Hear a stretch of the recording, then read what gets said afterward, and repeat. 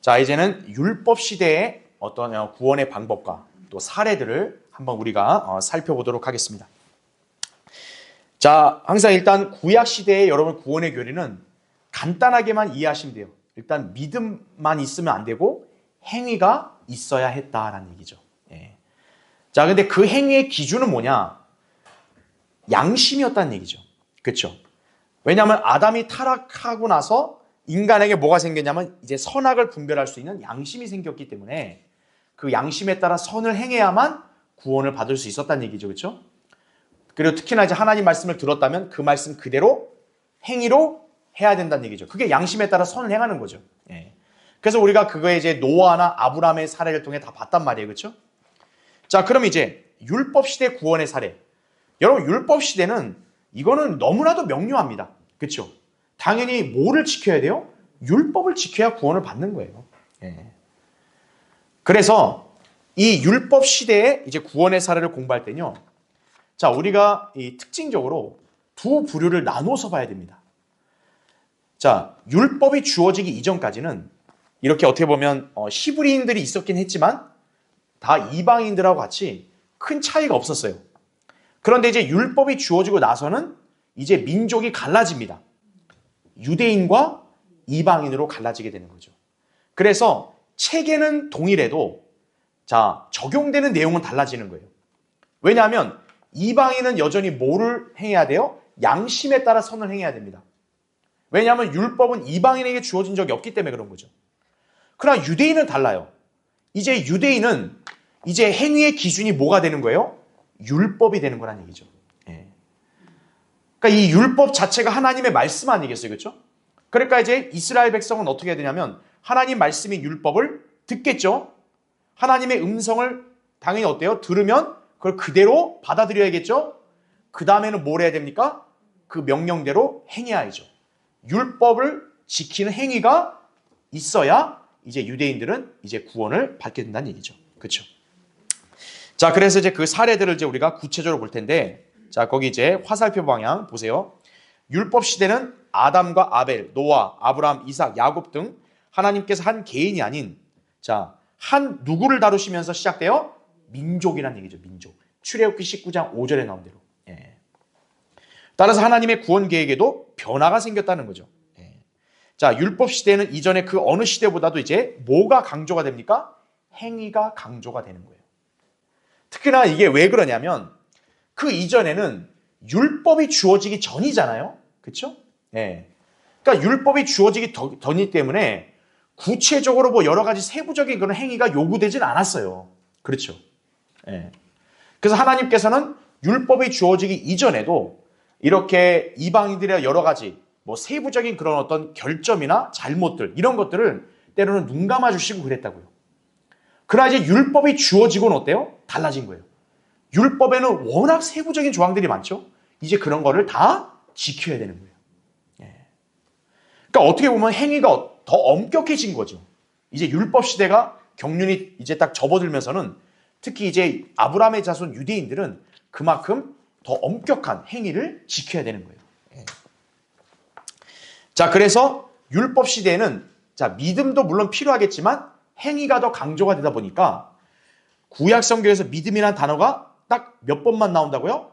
2번만 나옵니다. 2번만. 예.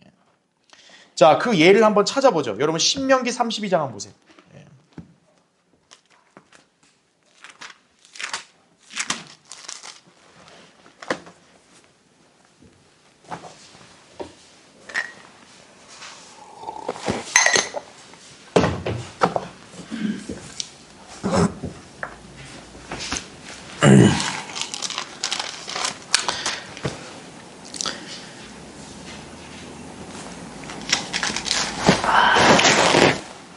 그래서 특히나 이제 이 구약 같은 경우는 이렇게 믿음이라는 말보다는 주로 신뢰라는 말이 더 많이 나오는 거예요.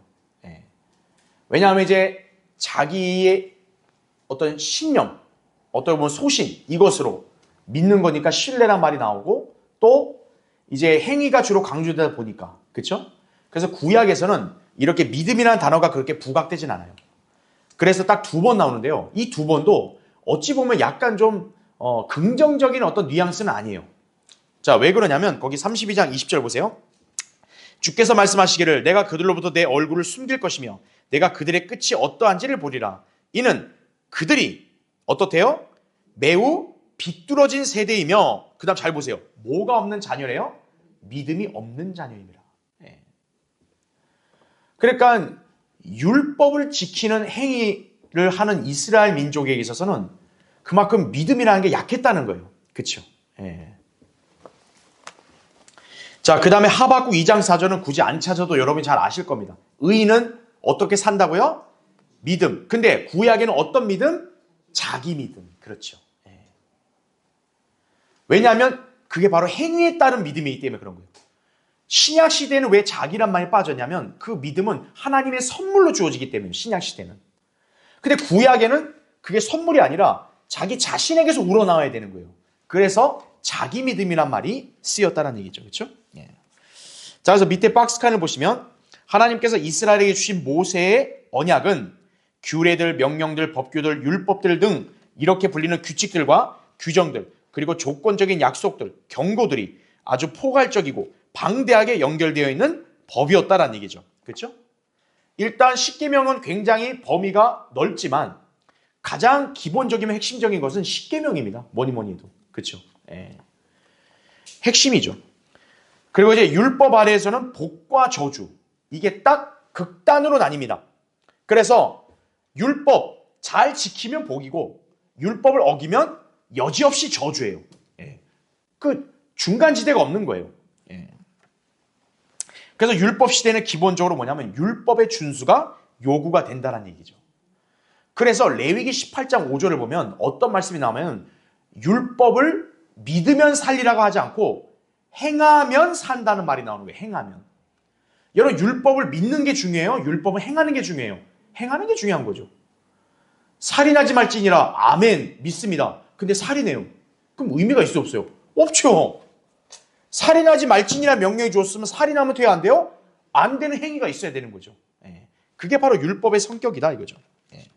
그래서 율법에 있는 계명들을 행하면 하나님이 어떻게 인정해 주냐? 의라고 인정해 주는 거예요. 자, 너는 의롭다. 그렇게 인정을 해줬다는 얘기죠. 자, 이로써 우리는 율법 시대에서 믿음 플러스 행위로 말미암는 구원에 대한 예들을 그래서 보게 되는 것이에요. 그래서 여러분은 이제 이 출애굽기 19장 이후부터 이제 모세에게 율법이 주어진 이후부터는 그 이후에 성경에 기록되어 있는 거기에 이제 구원의 체계는 뭐다? 믿음 더하기 행위. 특히나 어떤 행위? 율법의 행위다. 이 점을 여러분이 기억하시면 됩니다. 자, 그러면 여기서 이제 의문사항이 있어요. 그러면 이방인들은 어떠냐고요? 이방인들. 그렇죠? 자, 구약 성경에는 특히나 이제 율법 시대 이후에는 그럼 이방인이 아예 없냐? 그게 아닙니다. 이방인도 있어요. 그렇죠? 그러면 율법 시대에 사는 이방인들은 그럼 어떻게 구원을 받냐 이거예요. 그들에겐 율법이 주어졌어요? 안 주어졌어요? 안 주어졌습니다. 대신 그들 안에 뭐가 있습니까? 양심이 율법의 기능을 하는 거죠. 그래서 그 양심에 따라 선을 행하면 그 당시에 이방인들은 구원을 받게 된다는 사실이에요. 여러분이 그 체계를 잘 유념하시면 됩니다. 자, 대표적인 예를 볼게요. 괄호 1번에. 자, 아주 유명한 인물이죠. 누굽니까? 라합입니다. 라합. 창녀 라합. 그렇죠? 여리고 성에. 그렇죠? 자, 라합은 의롭게 됐습니다. 그렇죠?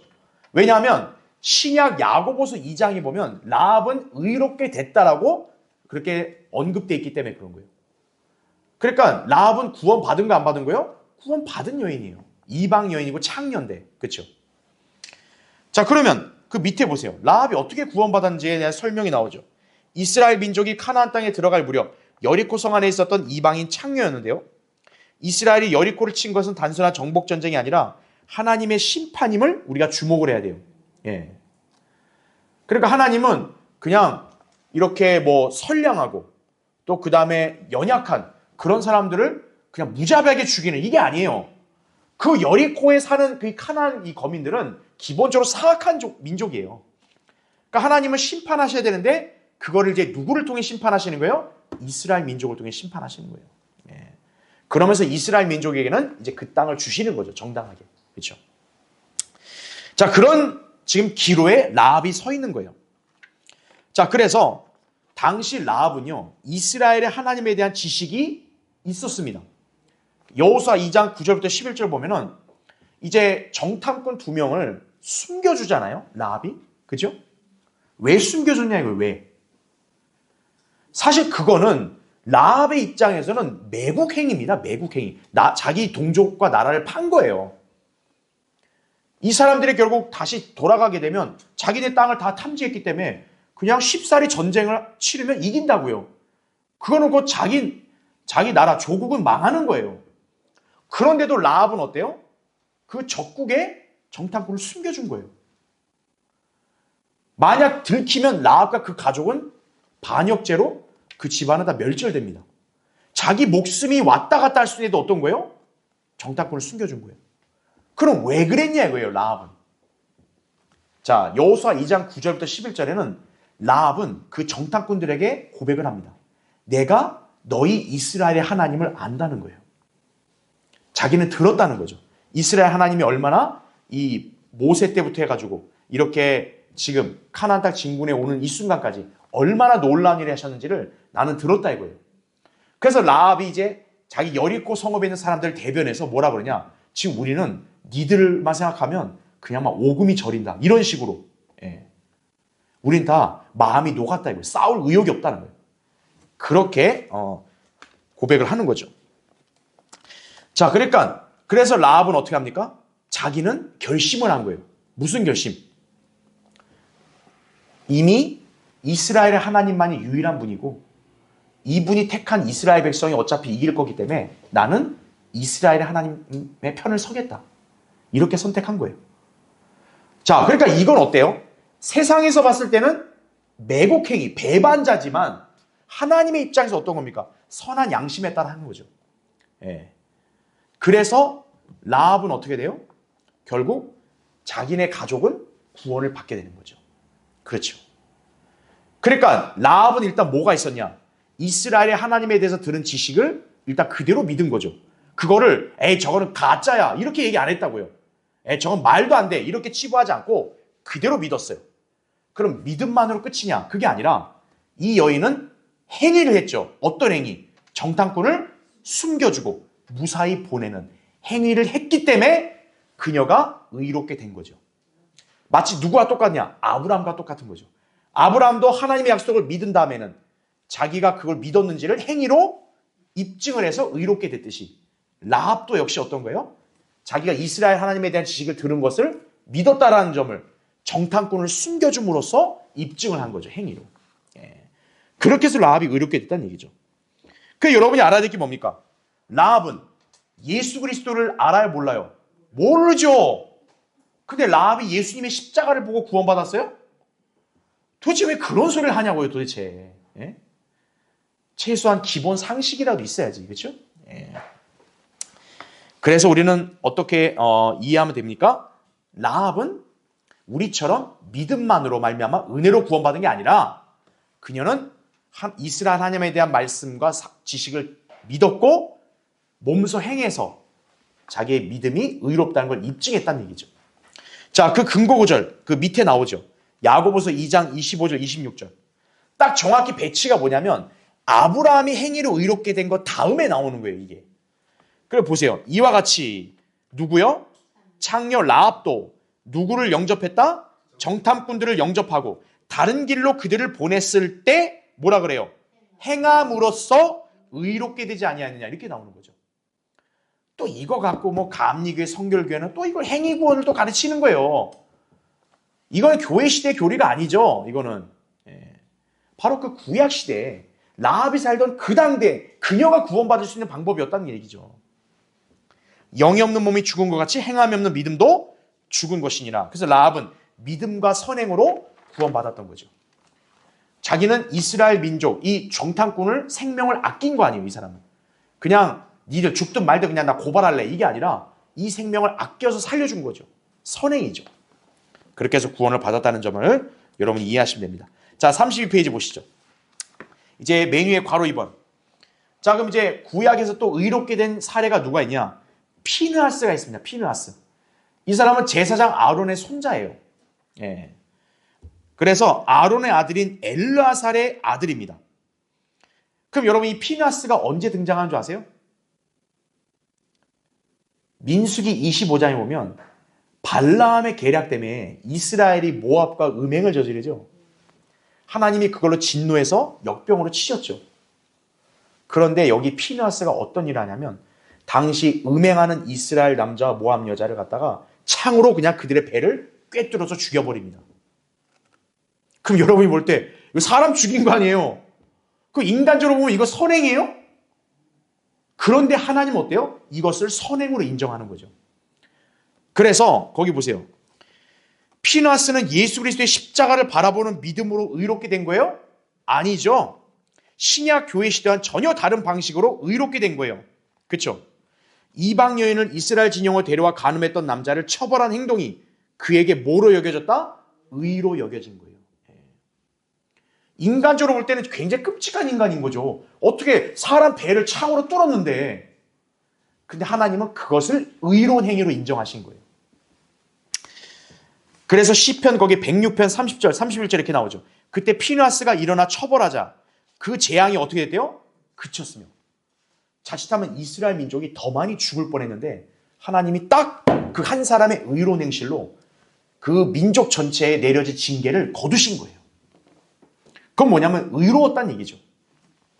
그 일이 모든 세대에 걸쳐 영원 무궁토록 그에게 뭐로 여겨졌다?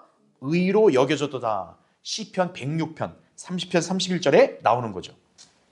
그러니까 피느하스는 이스라엘 하나님을 믿는 믿음이 있었던 거죠. 하나님은 거룩하시다라는 사실. 또 율법의 사항을 믿은 거죠.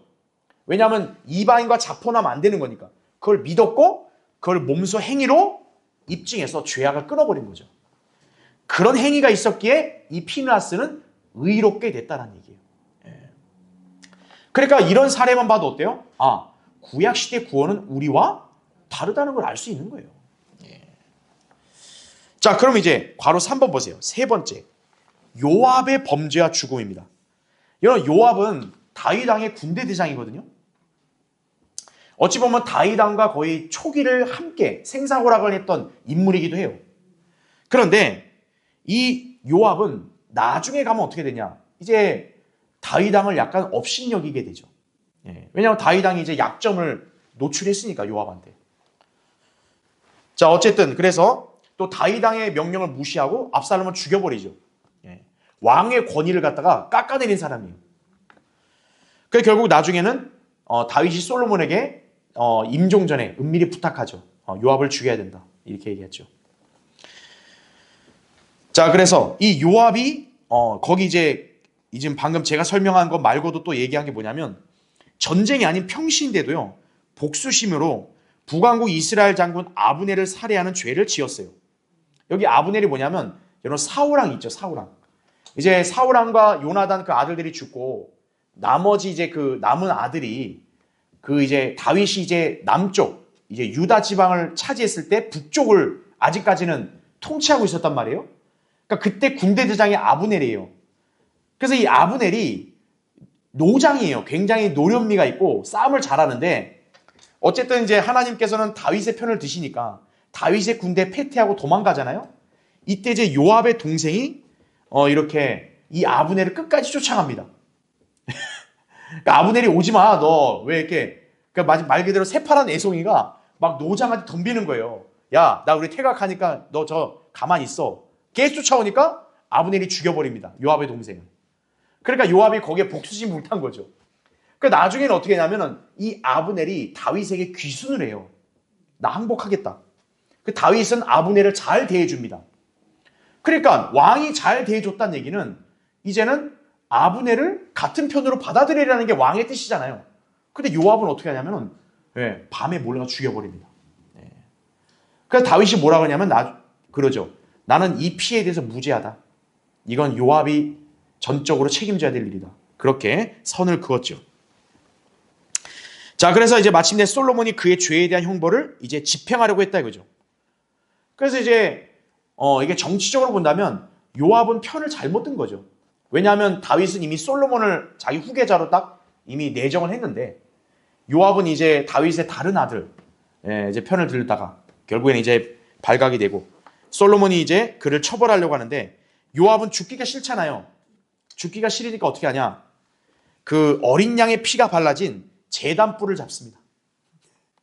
여러분 제단은 거룩한 거죠. 그러니까 자기는 거룩한 걸 잡았다 이거예요. 네. 자 그런데 거룩한 걸 잡았다 해서 요압이 안 죽었을까요? 그렇지 않습니다. 그 행동이 그를 전혀 도와주지 못하고 그는 끌려나와 죽임을 당하게 됩니다. 그러면 이제 우리가 여기서 봐야 될 게 그럼 요압은 어떻게 된 겁니까? 다윗의 어쨌든 군대장이었고 다윗의 편이었긴 했으니까 구원받았느냐? 이렇게 물었을 때는 그건 구원받지 못했을 거라고 우리 답할 수밖에 없어요. 왜요? 지금 여기도 보니까 요압이 신구약 성경 어디에도 의로운 사람이라는 증거가 있어 없어요? 없어요. 자, 반면에 삼손은 어떨까요? 삼손. 우리가 삼손 보면 이건 완전히 인생 자체가 육신적으로 산 사람 아니에요. 정욕적으로. 그런데 삼손은 히브리서 11장에 믿음의 영웅에 나옵니다. 삼손은 오히려. 그러면 그건 여러분 어떻게 이해하시면 돼요? 삼손은 구원 안 받은 게 아니라 구원 받은 사람이죠. 왜냐? 마지막에 성령이 들어왔으니까. 그런데 요압에 대해서는 그런 기록이 있어 없어요? 없습니다. 그렇기 때문에 우리는 요압이 구원받았다고 이렇게 말할 수가 없는 거예요. 그래서 율법 시대에는 거기 밑줄이 쳐져 있죠. 아무리 하나님과 율법을 알고 있다 해도 의로운 행위가 없으면 구원을 받지 못한다는 사실을 분명하게 알게 되는 거죠.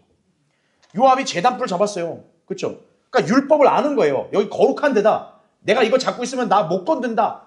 이렇게만 알고 있는데 그러나 그 행동이 결국 그를 살려주지 못했죠. 그게 뭐냐? 요압에게는 의로운 행위가 나오질 않았기 때문에 결국 이 사람은 의롭게 되지를 못했다는 얘기죠. 그러니까 결국 구약시대의 관점에 본다면 요압은 구원받지를 못한 거다. 그렇게 이해하시면 되겠습니다. 그러니까 행위가 굉장히 중요하다는 걸 우리가 알 수 있는 거죠. 그렇죠? 자, 괄호 4번 보세요. 다윗의 범죄와 구원입니다. 이스라엘의 왕인 다윗. 여러분 다윗은 굉장히 선하고 의로운 왕이라는 건 알지만 다윗의 인생에는 치명적인 죄가 있습니다. 바로 밧세바 사건이죠. 여러분 밧세바 사건은 다윗에게 있어서는 두 가지 죄가 적용이 돼요. 첫째는 살인죄입니다. 다윗은 밧세바의 아내였던 히디 우리아를 어쨌든 죽이는데 어쨌든 이제 계략을 꾸미고 죽게 한 거죠. 예, 그렇죠? 결국 살인을 어떻게 보면 지시한 거 아니겠어요? 죽게 하라고 했으니까. 살인죄입니다. 두 번째는 간음죄죠. 엄연히 남편이 있는 여자를 건드렸기 때문에 간음죄입니다. 자, 구약에서는요. 살인과 간음은 이거는 속죄가 안 됩니다. 우리 십계명을 생각해 보세요. 살인하지 말라, 간음하지 말라 그랬죠. 거기에 뒤에는 죄 용서가 따로 없어요. 이거는 속죄가 안 됩니다. 다른 죄들은 속죄가 돼요. 근데 살인과 간음은 속죄가 안 됩니다. 그러니까 이거는 바로 돌에 맞아 죽어야 돼요. 자, 그래서 다윗이 그래서 시편 51편 7절에도 그래서 무엇을 염려했냐면 자기의 이 죄는 어린 양의 피로도 대속이 안 된다는 거예요. 그런데 놀라운 일이 벌어집니다. 다윗이 선지자 나단의 책망을 듣자 어떻게 하냐? 즉시 죄를 회개합니다. 그랬는데 하나님이 어떻게 한 거예요? 용서해 준 거예요. 정말 예외적인 케이스입니다. 다윗은. 그래서 이것을 성경에서 다윗의 확실한 자비라고 표현하는 거예요. 다윗의 확실한 자비. 예. 그래서 그가 죽지 않게 하신 거죠. 자, 그래서 거기 이제 중간줄 보세요. 이로 인해 많은 사람들이 다윗이 교회 시대에 구원받은 그리스도인들처럼 하나님의 자비로 용서를 받았기 때문에 구약의 구원이 신약의 구원과 똑같다고 주장을 해요. 왜 그러냐면 굉장히 비슷하잖아요. 다윗도 자격이 없는데 하나님이 그냥 은혜로 용서해 이렇게 구원해 준 건 맞거든요. 그런데 우리가 알아야 될 것, 다윗이 우리처럼 예수님의 피로 구원받은 거예요? 아니란 얘기죠. 그러니까 똑같다는 얘기를 하면 안 되는 거예요. 예. 다윗이 범죄한 이후에 참회를 하면서 기도했던 내용은요, 율법파에서의 다윗의 구원과 우리의 구원이 다르다는 것을 분명하게 보여줍니다. 자, 여러분이 그걸 어디서 볼 수 있냐면 한번 찾아보죠. 시편 51편 한번 보세요. 특히나 지금 이제 우리는 이 다윗과 삼손의 사례를 왜 우리가 주의해서 봐야 되냐면 구약과 신약의 성령의 역사 차이를 우리가 여기서 볼 수 있기 때문에 그런 거예요. 여러분 이제 시편 51편 보십시오. 그래서 이제 다윗이 이 밧세바의 죄가 이제 들통나고 책망받은 이후에 참의 시를 지은 게 이게 51편이에요. 그래서 여러분 거기 51편 7절 보시면 우슬초로 나를 정결케 하소서 내가 깨끗게 되리다. 나를 씻기소서 내가 눈보다도 희게 되리다. 이렇게 나오죠. 여러분 이게 신약 성도의 구원과 똑같아요? 아니죠. 여러분 우슬초로 여러분 죄 씻음 받았어요? 아닙니다. 그리고 10절 보세요. 오 하나님이여 내 안에 깨끗한 마음을 창조하시고 내 안에 바른 영을 새롭게 하소서라고 얘기하죠. 그렇죠? 그러니까 이거는 뭡니까? 이거는 신약 성도하고는 다르죠. 예. 그러니까 여기서 다윗은 뭐냐면 자기의 마음이 죄를 숨겼잖아요. 다윗이. 비양심적으로 했잖아요. 그런 마음을 고쳐서 제가 마음이 똑바로 올바르게 되도록 해달라. 이 기도하는 거예요. 그 다음에 결정적인 거 11절 12절 보세요. 자 이것 때문에 다윗의 구원과 신약 성도의 구원이 다르다는 결정적 이유예요. 자 11절 보시면 주의 면전에서 나를 내어 쫓지 마시고 잘 보세요. 주의 거룩한 영을 내게서 어떻게 해요? 거두어 가지 마소서. 즉 자기 안에 있는 뭡니까? 성령이 떠나지 말아달라고 기도하는 거예요. 지금. 왜냐하면 구약에서는 죄를 짓고 그렇게 해서 이제 구원을 못 받으면 어떻게 돼요? 성령이 떠나버리거든요. 그러니까 다윗이 가장 괴롭고 고통스러웠던 건 바로 이거예요. 그래서 지금 참회 기도할 때 제 안에 있는 성령이 이렇게 떠나가지 않게 해달라고 기도한 거예요. 그래서 12절 보세요. 주의 구원의 기쁨을 내게 회복시키시고 주의 자원하는 영으로 나를 붙드소서 이렇게 말씀을 하고 있는 거죠. 예.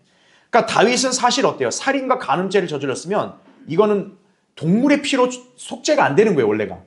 그런데 하나님의 특별한 자비로 구원을 유지할 수가 있었다는 얘기죠. 그래서 거기 33페이지 보면 밑줄 친 거 보세요. 거기 이제 위에서부터 네 번째 줄에 따라서 다윗은 이렇게 나오죠. 믿음과 행위로 구원받는 율법 시대에 예외가 되는 인물이었다는 점을 여러분이 이해하셔야 됩니다. 그러니까 여러분은 이런 예외적인 케이스를 쫙 구분해 놔야 여러분이 이제 구약을 읽을 때 구원의 방법이 헷갈리지가 않는 거예요. 그러니까 다윗은 정말 특별한 자비를 받은 사람이에요. 그래서 이런 예외가 적용이 됐던 거지 만약 보통 사람이 다윗처럼 이렇게 했으면 벌써 죽었어요. 그냥. 멸망하는 거죠. 자, 그래서 이제 괄호 5번 보세요. 율법 시대에서의 성령 하나님의 역사입니다. 자, 우리가 이걸 보니까 뭘 우리가 직감할 수 있냐면 신약 성도의 구원은 어때요? 영원히 보장이 되죠. 하지만 여기 보니까 구약 성도의 구원은 어때요? 굉장히 유동적, 가변적이라는 걸 알 수 있는 거예요. 처음에는 구원을 받을 수 있다가도 구원을 잃어버릴 수 있고 그러다가 다시 또 받을 수가 있는 거예요. 자, 잠깐 한번 여기 보시죠. 자, 우리가 구원의 유무를 여러분이 이해하고 분별하려면 항상 누구를 떠올리면 돼요? 성령입니다. 성령이 그 사람 안에 있으면 구원받은 사람이에요. 성령이 그 사람 안에 없으면 구원받지 않은 사람인 거죠. 자, 그렇게 봤을 때 이 성령의 역사가 나뉘는 거예요. 자, 우리 신약을 보죠. 신약 시대는 성령께서 구원받은 사람 안에 들어오죠. 그 성령이 나갑니까? 안 나갑니까? 안 나가는 거예요. 그래서 신약에서는 뭡니까? 성령이 영원히 내주하는 거예요. 언제까지? 구속의 날까지. 이 구속의 날은 우리 몸이 구속받는 날. 휴거될 때까지. 그래서 구약 시대에는 이 구속이 이루어지기 전까지 현재 우리 안에는 여러분이 설령 죄를 짓고 여러분이 넘어져도 여러분 안에 성령께서는 떠나지 않는다는 사실을 기억하셔야 돼요. 바로 그게 뭘 의미하냐? 이게 구원이 영원히 보장된다는 걸 의미하는 거예요. 이게 신약 시대에서는 이제 성령께서 하시는 역사라고요. 그러니까 성령이 우리를 인쳤죠? 성령이 우리를 그리스도의 몸 안으로 집어넣었죠? 그렇죠? 또 성령이 우리 안에 또 원하면 충만해지시죠? 그래서 하나님 말씀을 선포하게 하기도 하고 복음도 전하게 하기도 하고 찬양도 하게 하고 그렇죠? 자, 신약에서 성령이 영원히 내주합니다. 그런데 구약은 달라요. 구약은 성령이 가변적이에요. 즉 성령께서는 필요할 때는 들어왔다가 아주 형편없는 짓 하면 어떤 거예요? 나가다가 회개했다 다시 들어오기도 하고 그런 거죠. 자, 대표적인 인물을 한번 본다면 첫째가 사울. 자, 먼저 사울을 하나님께서 부르시고 왕으로 기름 부를 할 때는 어때요? 성령이 들어갑니다. 그래서 사울은 일단 성령이 들어왔어요. 그렇죠? 그런데 이 사울이 어때요? 이제 사무엘상 15장을 계기로 해서 완전히 하나님 명령을 어겼기 때문에 성령이 어땠어요? 떠나십니다. 자, 성령이 떠나고 나서 그 다음 어떻게 됐어요? 다시 성령이 들어오지를 않고 이 다음부터 이제 누가 들어오냐? 악령이 들어오기 시작한 거예요. 사울을 괴롭힌 거죠. 자, 가변적이죠. 사울은 구원받았다가 어떤 거예요? 구원을 잃어버린 거죠. 그렇죠. 두 번째, 삼손. 삼손은 당연히 성령이 들어왔으니까 어때요? 힘이 장사잖아요. 그렇죠? 예, 다 죽이는 거예요. 그렇죠? 근데 데릴라의 꾀임에 넘어가서 어때요? 성령이 떠나십니다. 그 삼손은 두 눈도 잃고 결국 우스갯짓 하다가 삼손이 나중에 하나님께 회개하며 기도하죠.